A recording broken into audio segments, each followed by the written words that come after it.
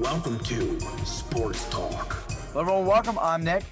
And I'm Jackson. From Top Notch Sports. Today we're going to be going over the Kansas City Chiefs off-season salary review, where we break down the Kansas City Chiefs' possible Super Bowl winning, two-time defending Super Bowl champ with Coach Andy Reid and quarterback Patrick Mahomes. Can they go back-to-back? Can they be the defending champions 2 years straight? We'll have to wait and see this Sunday. But let's hop right into it. Well, you guys always know Jackson on the other line, a Kansas City Chiefs fan, so this is going to be interesting and see what moves he thinks the Chiefs might make this offseason. Let's hop right into it, where we're going to go, and Jackson will explain this first slide. Go ahead. All right. Well, first I want to mention we kind of got put in a predicament. The cap space went up $10 million from $175 million to $185 million. So that kind of affected. We're leaving it the same just because how we had it written down, so it doesn't affect the other teams. But Let me hop changes in real fast. It's projected to go up $10 million, so it's not official yet. But if it is, this number will go down to negative $8 million. So, I mean, that it's still a speculation. They don't really know yet. But what we've been using was a $175 million cap. Right now, it is expected to be a $185 million cap, which would bring this negative $18 million down to negative $8 million. But again, we're going to go with negative 18 like we've been so far. And Jackson, I'll let you continue. Go ahead. So we all know what the Kansas City Chiefs do. Pat Mahomes, enough said. Tyreek Hill, enough said. Travis Kelce, enough said. What I do want to touch up on here is this offensive line. This offensive line's gone through. It's been through hell, all right? There's injuries all over the place. We don't have both our centers are not under contract right now, so we just put Laurent Duvernay-Tardif, who did opt out. Normally he's a right guard, but we have Yasir Durant, who's an undrafted free agent, holding that spot right now.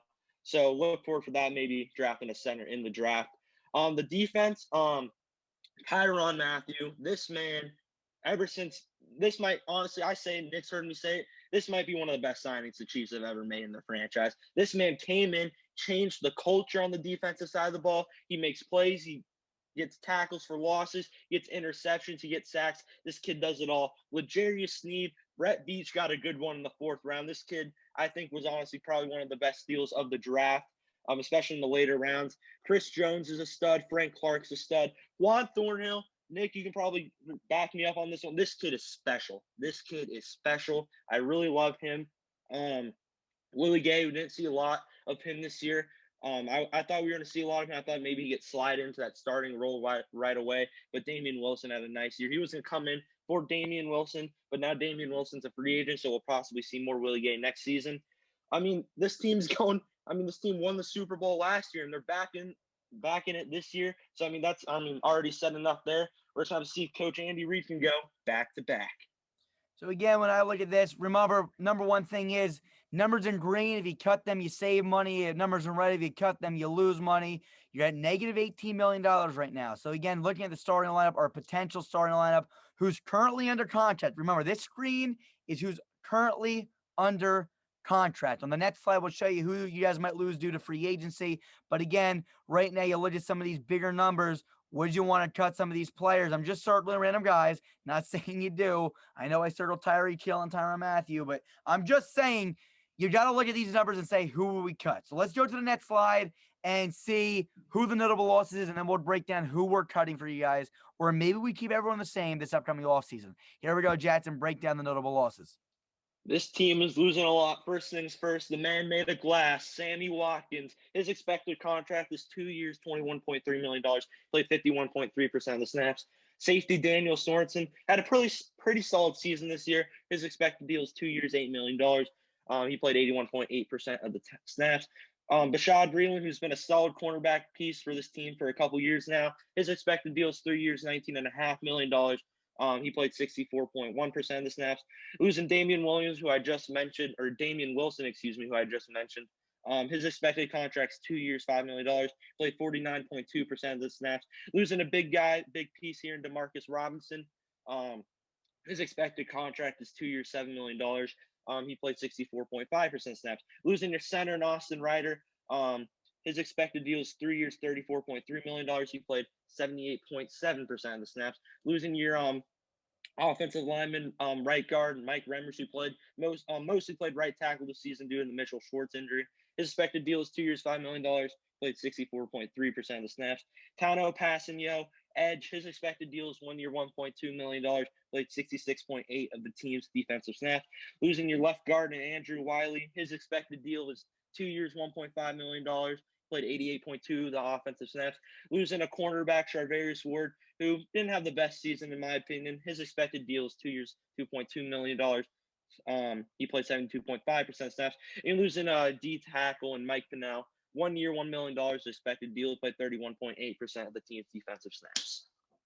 Absolutely. So again, when we look at this, typically you want to bring back the guys that play a big, large percent of the snaps. Again, if you want to keep familiar faces around here, keep some chemistry and continuity. Again, you need to see some familiar faces because if you have too many things moving, that's a recipe for failure. But the problem is right now with the Chiefs, they're negative $18 million in the hole. So let's see if we can work our way out of it on the next slide and what we feel like are the realistic moves. So right away, we see that we're estimated negative $18 million in cap. That's why it's in red. Estimated cut, Eric Fisher. Again, you just save $12 million from this move. He has a torn Achilles, okay? And that means since he did it in the playoffs, he probably won't be back until next year's playoffs. We don't think it's worth that $12 million. He's not going to be able to play at all next year. The problem is that you guys are still negative $6 million in cap. Now, again, I do want to mention, the $10 million that we mentioned previous in the video, it's possible that the salary cap increases to $185 million from $175 million. If that $10 million increase, you guys will be at $4 million, positive $4 million. I mean, right? Yeah, positive four. What am I saying, right? Yeah, sorry, positive $4 million. So, yeah, something like that. If that's the case, I'm sorry, simple math. Yes, that's right. So if that's the case, okay, if that's the case, you guys got to start saying to yourself, maybe not these guys, but you guys get a few guys down the lineup that you might want to cut. You might save $1 million here, $1 million there, that you guys might be able to work yourselves from positive 4 to positive 10, positive 12, and maybe bring in some of these offensive linemen that you guys are going to be losing to free agency. Because again, I mean, you're probably not bringing back Austin Reeder, however you say his name. I'm sorry, but maybe someone like Mike Remmers, maybe someone like Andrew Wiley, maybe someone like that's what you want to look at. The guys that are nice and cheap, just to bring back for some familiar faces. Again, you want to typically bring back guys that play a large percent of the snaps. These guys are usually familiar with the system.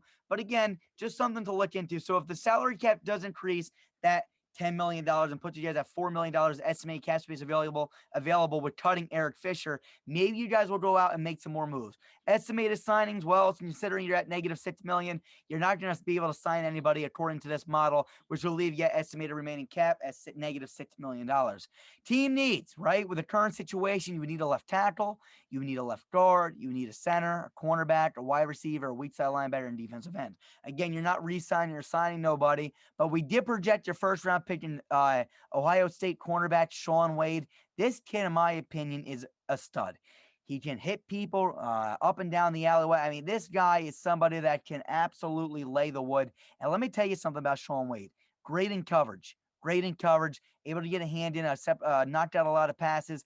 I'm a big fan of this kid. Only watched a little bit of film, but he'll probably be there at 32. Pair him up with L'Jarius Sneed, what Jackson said before might have been the steal of the draft, and you guys will have a really good secondary. I was knocking you guys last year for drafting Clyde Edwards-Helaire over a cornerback.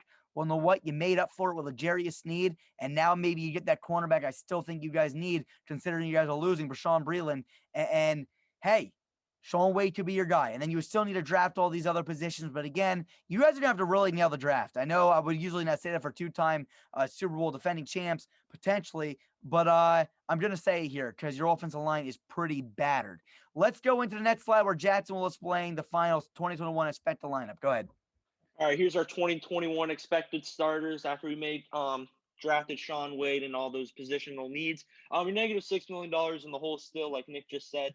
So Shaun Wade, you pair him right next to L'Jarius Sneed. Like Nick said, this kid's an absolute goon. All right, he can do it in coverage. He can come on the cornerback blitz. He can do it all. So we moved things around here on the offensive line. Lucas Niang, drafted him in the 3rd round last year. He opted out. which I looked into. It might have been the right call. He's coming off a hip injury and was worried about COVID, blah, blah, blah, blah.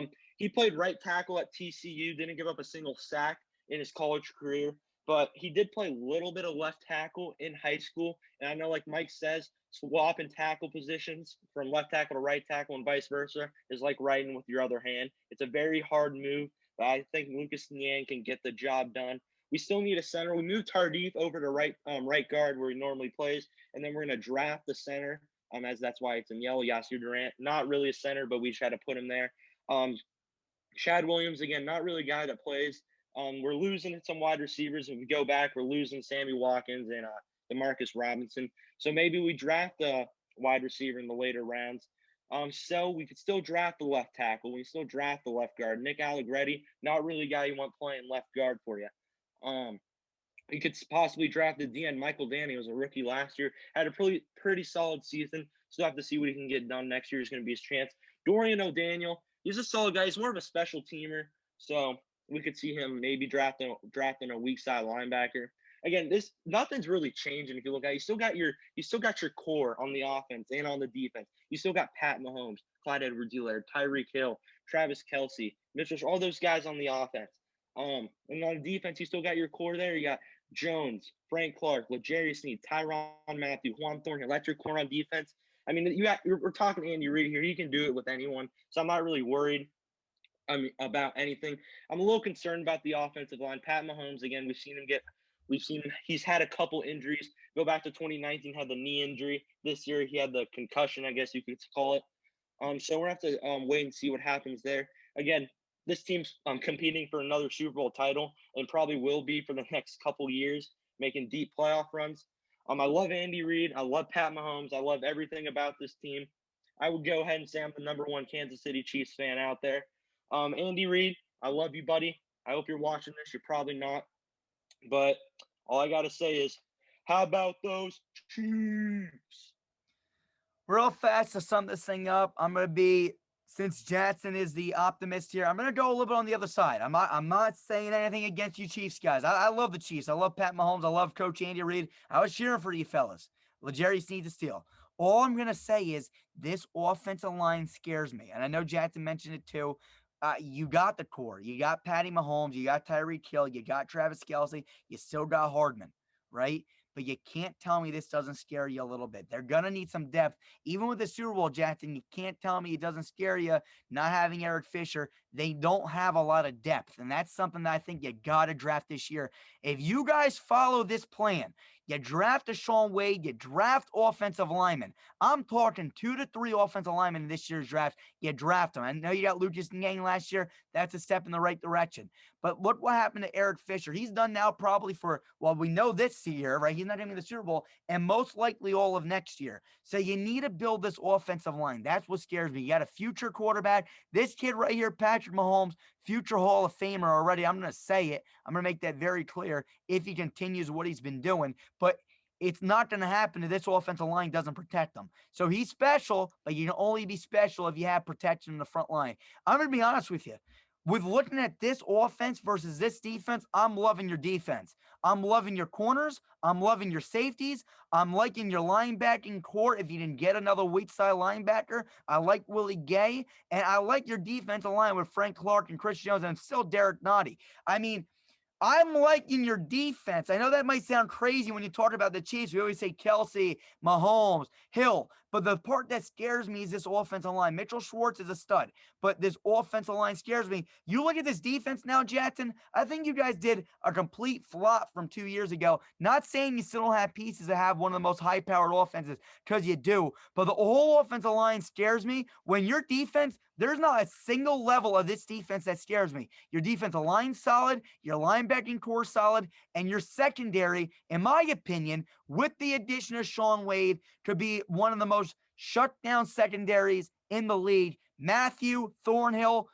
absolutely studs. You got L'Jarius Sneed, who was a sleeper this year, who I think is a stud, and Sean Wade in this year's draft, I think could absolutely lock down the secondary. All young, all can make plays, and all are going to have really good chemistry and continuity moving forward. This defense goes from, all right, they're good, to, Oh my, I can't wait to see what Steve Spagnuolo can do with this team. I'm excited for this defense. This offensive line kind of freaks me out. Anything else, Jackson?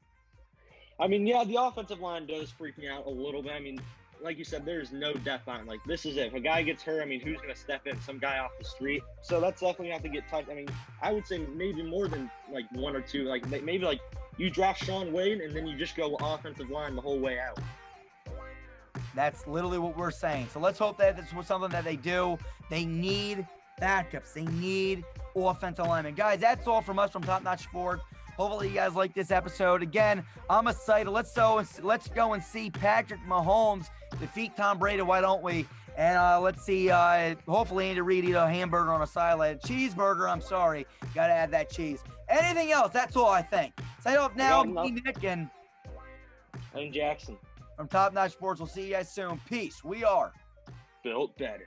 See you guys soon. Peace.